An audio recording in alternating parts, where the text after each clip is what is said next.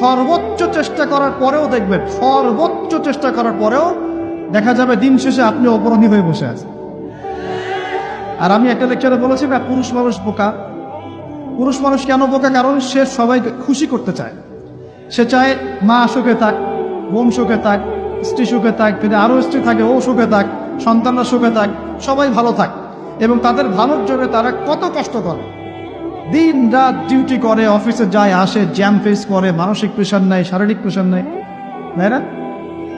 অথচ এই কষ্ট কিন্তু মহিলারা বোঝে না। বোঝে? সবাই বোঝে না। আছে অনেক ভালো স্ত্রী আছে, কিন্তু সবাই কিন্তু বোঝে না। মনে করে যে পুরুষ মানুষ মনে হয় ভোগবাদী, খালি মেয়েদেরকে ভোগ করতে চায়। অথচ সবাইকে সুখে রাখার এই চেষ্টায় একজন পুরুষ দিন শেষে নিজেই সুখী হয় না।